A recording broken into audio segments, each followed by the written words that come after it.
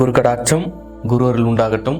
புதிதாக திருமணமான தம்பதியர்களுக்கும் இனி வரக்கூடிய காலங்களில் புதிதாக திருமண வாழ்க்கையில் செல்லக்கூடிய ஒவ்வொரு ஆண்களுக்கும் பெண்களுக்கும் குருவின் அருளாலும் இறைவன் அருளாலும் இக்காணொலி சமர்ப்பணம். ஏன்னா நிறைய விஷயங்களை பற்றி நம்ம பேச போகிறோம் அந்த வீடியோவில். குறிப்பாக இல்லற வாழ்க்கை எப்படி இருக்கும், ஏன் மாமியார் மருமகளுக்கும் ஒரு ஹஸ்பண்டுக்குள்ளார ஒரு பாண்டிங் கரெக்டாக கிரியேட் ஆக மாட்டேங்குது, ஏன் அம்மா பேச்சை கேட்டால் மனைவி கோச்சிக்கிறா, மனைவி பேச்சை கேட்டால் அம்மா கோச்சிக்கிறாங்க, இவங்க நடுவில் நான் மாட்டிக்கிட்டு நான் படுற பாடு இருக்கு, ஐயோ ஐயோ ஐயோ அப்படின்ற மாதிரி இருக்கக்கூடிய ஆண்களுக்கு குறிப்பாக இது சமர்ப்பணம். இந்த விஷயங்களை நீங்கள் எப்படி ஃபேஸ் பண்ணுறது, இதுலேருந்து எப்படி வெளியே வர்றது, நடுவில் மாட்டிக்கிட்ட மத்தள மாதிரி லெஃப்ட்லேயும் அடி ரைட்லயும் அடி வாங்குறேன், அடி வாங்கிட்டே இருக்கேன், சத்தம் மட்டும்தான் வருதே ஒளி, அதுவும் சத்தம் எங்கிருந்து வருது, எனக்குள்ளது தான் வருது, ஒரே கதறலா இருக்கு, அம்மாவை விட முடியல மனைவியும் விட முடியல அப்படின்ற ஆண்களுக்கு தான் குறிப்பா அந்த வீடியோ சமர்ப்பணம். ரொம்ப எளிமைங்க. அதாவது பெண்களை பொறுத்த வரைக்கும் நீங்க ஒரு விஷயத்தை புரிஞ்சுக்கணும். பெண்கள் என்பது ஒரு உயர்ந்த பிறப்பு பிரபஞ்சத்தை பொறுத்த வரைக்கும். ஏனால் ஒரு தாய்மையும் ஒரு படைப்பை கொண்டு வருவதற்குண்டான ஒரு மொத்த எலிஜிபிலிட்டியும் இறைவன் எங்க வச்சிருக்காருன்னா பெண்கள் கிட்ட தான் வச்சிருக்காரு. அப்பேற்பட்ட ஒரு உயர்ந்த பிறப்பை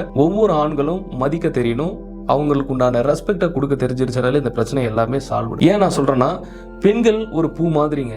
அந்த பூவை நீங்க எப்படி ஹேண்டில் பண்றீங்க அப்படின்றத உங்களுடைய மொத்த வாழ்க்கையுமே அதுல அடங்கி இருக்கு. ஏன்னா ஒவ்வொரு கர்மாவுமே இங்க ஆரம்பிச்சு செயல்பட்டுக்கிட்டு இருக்கு, ஒவ்வொரு கர்மாவுமே நடந்துகிட்டு இருக்கு. இல்லறமும் கர்மா தான். நீங்க எந்த செயல்களுக்குள்ளார நீங்க ஊடுருவினாலுமே கர்மா தான், கர்ம வினை தான், அதனுடைய தொடர்ச்சியும் நீட்சியும் தான். ஏன்னா ஒரு பிறப்புகள் 2 பிறப்புகள் நீங்களும் எடுக்கல, உங்களுடைய மனைவியும் எடுக்கல, உங்களுடைய தாயும் எடுக்கல, எல்லாருமே பல பிறப்புகள் எடுத்து தான் வந்திருக்காங்க இங்க. அப்படி ஒவ்வொரு ஆன்மாவுமே அவர்களுடைய வினையினுடைய பயனை இங்க அனுபவிக்கிறதுக்கு வரும்போது நீங்களும் அந்த வினையில சிக்கிட்டுறீங்க. உங்களுக்கும் உங்களுடைய மனைவிக்கும் உங்களுடைய தாய்க்கும் உங்களுடைய தந்தைக்கும் எல்லாத்துமே ஒரு செயின் லிங்க்ன்றது இங்க ஏற்படும். அந்த செயின் லிங்க் உள்ளார போகும்போது குறிப்பா பாத்தீங்கன்னா, ஒரு பக்கம் பாத்தீங்கன்னா நீங்க அம்மா பேச்சை கேட்கும் போது மனைவி கோச்சிப்பாங்க, மனைவி சொல் பேச்சை கேட்கும் போது உங்களுடைய தாய் கோச்சிப்பாங்க. இப்படி கோச்சிக்கிட்டு நடுவுல மாட்டிக்கிட்ட மத்தள மாதிரி நீங்க அடி வாங்கிட்டே இருப்பீங்க. இது பெண்கள் மேல குறை சொல்றதா இல்ல உங்க மேல குறை சொல்றதா அப்படின்றத தாண்டி இந்த விஷயத்தை நீங்க சுலபமா முடிக்க முடியும். ஒரு நாளாச்சும் இந்த பிரச்சனை எப்படி நம்ம ஃபேஸ் பண்றது, எப்படி இதுல இருந்து ஹேண்டில் பண்ணி வெளியே வரதுன்றதே தெரியாம பல ஆண்கள் வந்து மாத்தி மாத்தி மாத்தி இந்த பக்கம் அம்மா கூப்பிட்டா இந்த பக்கம் போய் ஒரு பதில சொல்றது, மனைவி கூப்பிட்டாக்கா இந்த பக்கம் போய் ஒரு பதில சொல்றது, அந்த மாதிரி எல்லாம் பண்ணக்கூடாது. ஏன்னா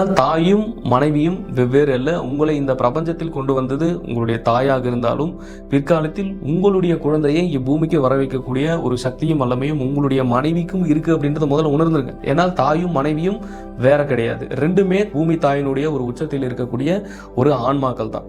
அப்படி நீங்கள் திருமணத்திற்கு முன்பு உங்களுடைய தாயை எந்த அளவிற்கு கவனித்தீர்களோ அதே அளவிற்கு உங்களுடைய மனைவியையும் ஒரு அக்கறையும் ஒரு அன்பும் நீங்கள் செலுத்தும் போது எளிமையாக அவர்கள் உங்களுக்கு வயப்பட்டுருவாங்க. ஏன்னா நிறைய பேர் வந்து இங்க எல்லாமே அவங்களுக்கு செய்யக்கூடிய கடமைகளா இருக்கட்டும், அவங்களுக்கு நீங்க வாங்கி கொடுக்குற பொருட்களா இருக்கட்டும், இது எல்லாமே கூட ஒரு விமென்ஸ் வந்து எதிர்பார்க்க மாட்டாங்க. அதாவது இப்போ இருக்கிற ஜென்ரேஷன்ல ஒரு சில விமென்ஸ் வந்து அதை எதிர்பார்க்குறாங்க.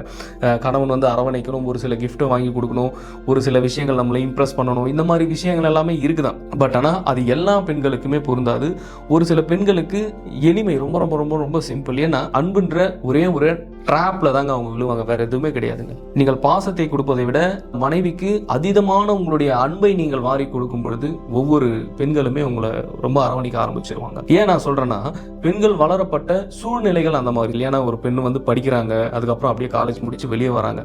வெளியே வந்த சூழல்லையே ஒரு 21-22 வயசுக்குள்ள எல்லாமே ஒரு பக்குவம் அடையறதுக்கு முன்னாடியே அவர்களுக்கு திருமணம் அப்படின்ற ஒரு அகல பாதாளத்துக்குள்ளார அவங்களை தள்ளிடும் போது அவங்களுக்கு உண்டான அந்த ஸ்பேஸ் கிடைக்க மாட்டேங்குது. இதுதான் பிரச்சனை. இப்ப இல்ல, இந்த காலத்துல இருந்து இந்த காலத்தில் வரைக்குமே அந்த ஆன்மாவுக்கு உண்டான வழியையும் அந்த ஆன்மா எதற்காக இங்க வந்திருக்கு அப்படின்றதே தெரியாம கொண்டு போயிட்டு சீக்கிரமா அவர்களுக்கு திருமணம் செஞ்சிடும் போது அவங்களுக்கு உண்டான கோபமும் அவர்களுக்கு உண்டான லட்சியங்களும் அவர்களுக்கு உண்டான ஒரு பாதையுமே அவங்கள அறியாம, அதாவது எதுக்கு வந்தனே தெரியாம நம்ம இங்க வாழ்ந்துட்டு இருக்கோமே அப்படின்ற ஒரு இக்கட்டான சூழ்நிலையில தான் ஒவ்வொரு பெண்களுமே இருப்பாங்க. ஏன்னா உடனே பார்த்தீங்கன்னா குழந்தை பிறந்துரும், அந்த குழந்தைய வளர்க்கணும், அந்த குழந்தைக்கு தேவையான விஷயங்களை செய்யணும்.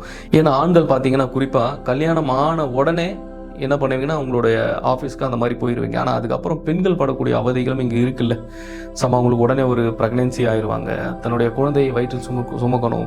அதுக்கப்புறம் குழந்தை வெளியே வந்ததுக்கப்புறம் அவங்களுக்கு உண்டான தேவைகள் எல்லாத்தையுமே குழந்தைகள் வந்து செய்யும் பொழுது ரொம்ப ஒரு இக்கட்டான சூழ்நிலைக்குள்ள அவங்க போக முடியும். ஏன்னா ஆண்கள் உடனே அலுவலகத்துக்கு போயிடுறீங்க, ஆஃபீஸ் போயிடுறீங்க, பலதரப்பட்ட வேலைகள் சுமைகளால நீங்களும் போயிடுறீங்க, கரெக்டு தான். பட் ஆனால் திருமணத்திற்கு அப்புறம் ஒவ்வொரு ஆண்களும் வேலைக்கு போயிடுறீங்க. அங்கே உங்களுடைய சூழல்கள் மாறுது, கண்டிப்பாக அது எந்த மாற்று கருத்தும் கிடையாது. ஆனால் அதே வேலை ஒவ்வொரு பெண்களுமே தனியாக வீட்டில் அவர்கள் ஃபேஸ் பண்ணக்கூடிய அவர்கள் சந்திக்கக்கூடிய விஷயங்கள் அப்படின்றது அவருக்கு எளிமையாக இருக்காது. ஏன்னா தனிமை ஒரு ஆட்கொல்லி அப்படின்னு கூட சொல்லலாம். ஏன்னா அந்த தனிமையை ஃபேஸ் பண்ண தெரிஞ்சவங்களுக்கு அது பிரச்சனை இருக்காது. ஏன்னா யோகம் செய்யலாம், தியானம் செய்யலாம், வெவ்வேறு வழிகள் மூலமாக தன்னுடைய மனதை ஒரு ஆழ்ந்த ஒரு தன்மைக்கும் ஒரு அமைதி தன்மைக்கும் கொண்டு போக முடியும். ஆனால் இது தெரியாம பல பெண்கள் வந்து தனிமையில் வீட்டில் இருக்கும்போது எப்பவுமே அவங்களுடைய கர்மா எண்ணங்கள், அவங்களுடைய நெகட்டிவ் எண்ணங்கள் உள்ளுக்குள்ளார ஓடிடும் போது என்ன ஆகும்னா, அவங்களுடைய ஸ்ட்ரெஸ், டிப்ரெஷன் எல்லாமே முழுக்க கொண்டு வந்து என்னுடைய வாழ்க்கை இந்த மாதிரி ஆனதுக்கு காரணம் நீதான் அப்படின்ட்டு முழுக்க கணவன் மீது தான் அவர்களுடைய கோபங்களை எல்லாம் திணிப்பாங்க. இது அவங்க மேல ஒரு தப்பு கிடையாது. ஆனா நீங்க அந்த இடத்துல புரிஞ்சுக்கணும், பெண்களுக்கு என்ன தேவைன்றதை நீங்க புரிஞ்சுக்கணும், அவங்க என்ன உங்ககிட்ட எதிர்பார்க்கறாங்கன்றதை புரிஞ்சுக்கணும். அட்லீஸ்ட் என்னோட லைஃப் தான் இந்த மாதிரி ஆயிடுச்சு, ஓகே நான் ஒரு டாக்டர் ஆகணும்னு நினைச்சேன், ஒரு இன்ஜினியர் ஆகணும்னு நினைச்சேன்,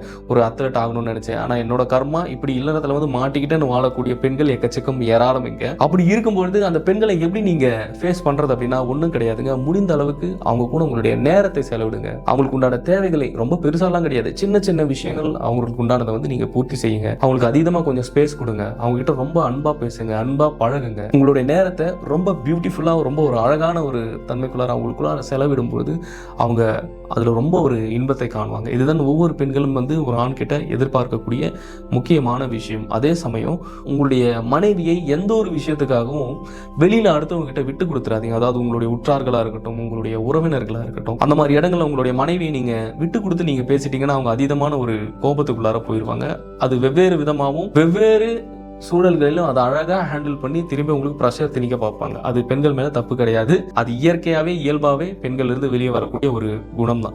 அதே மாதிரி அம்மா பாத்தீங்கன்னா அவங்களும் உங்ககிட்ட எதிர்பார்க்கறது ஒன்றும் கிடையாது, அந்த அன்புன்ற ஒரு விஷயம் தான். இது ஒவ்வொரு மனைவிமார்களும் புரிஞ்சுக்கணும். ஏன்னா எடுத்த எடுப்புலயே வந்து அவங்களுடைய அம்மாவை தூக்கி போட்டுட்டு வர முடியாது. ஏன்னா நீங்களும் ஒரு குழந்தைக்கு தாயாக இருக்கும்போது அந்த குழந்தைக்கு மீது உங்களுக்கு எவ்வளவு அன்பும் ஒரு பணிவும் ஒரு பாசமும் இருக்குமோ அதே அளவிற்கு தான் உங்களுடைய கணவனுடைய தாய்க்கும் இருக்கும். அதை நீங்களும் உணர்ந்து அவர்களுக்கு உண்டான ஸ்பேஸை நீங்க கொடுக்கணும். ஏன்னா உங்களுக்கு எல்லாருக்குமே பாத்தீங்கன்னா ஒவ்வொரு பெண்களுக்கும் ஒரு பயம் உணர்வு வந்துடும். இப்படியே அவங்க அம்மா கிட்ட போய் பேசினாருன்னா நம்மளை விட்டு போயிடுவாரோ, நம்மளை கண்டுக்க மாட்டாரோ, நம்மள கடைசி காலங்களில் நம்ம கூட இருக்க மாட்டாரோ, எல்லாமே அவங்க அம்மாவுக்கே செஞ்சுக்கிட்டு இருக்காரு அது அப்படின்ற ஒரு பயம் இருக்கும். அதே மாதிரி தாய்க்கும் என்ன இவன் எப்ப பார்த்தாலுமே அவனுடைய மனைவிக்கே எல்லாமே வாங்கிட்டு வந்து கொடுத்துட்டு இருக்கான், அவன் மனைவி இவ்வளவு ஒரு கேரிங்கா பாத்துக்கிறான் அப்படின்ற பொசசிவ்னஸ் ஒவ்வொரு தாய்க்கும் ஒவ்வொரு மனைவிக்கும் இருக்கும் ஒரு குணம் தான். அந்த குணத்தை நீங்க எளிமையா கையாளணும்னா முதல்ல நீங்க உங்க வீட்டில் இருக்கக்கூடிய உங்களுடைய பையனையும் அந்த ஆணையும் நீங்க புரிஞ்சுக்க பார்க்கணும். அவர்களுடைய வலிகளும் அவர்கள் சமுதாயத்தில் வெளியில் சந்திக்கக்கூடிய பிரஷரையும் நீங்க புரிஞ்சுக்கிட்டீங்கனாலே உங்களுக்கு இந்த மாதிரி விஷயங்கள் எல்லாமே வீட்டில் வர ஆரம்பிக்காது. ஏன்னா வந்த வேலை என்னென்னவோ அதை கொஞ்சம் பார்க்கணும். ஏன்னா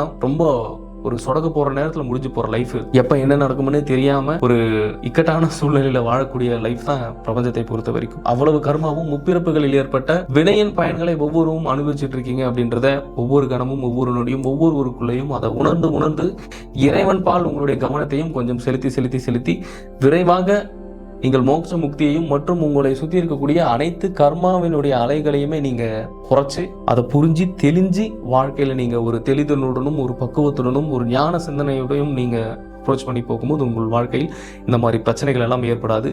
எளிமையாக நீங்க இந்த சூழல்களிலிருந்து வெளிவர முடியும். நன்றி. இந்த காணொலி உங்களுக்கு மிக பயனுள்ளதாக இருக்கும் என்று நான் நினைக்கிறேன். மீண்டும் ஒரு அடுத்த காணொலியில் சந்திக்கலாம். குரு கடாட்சம்.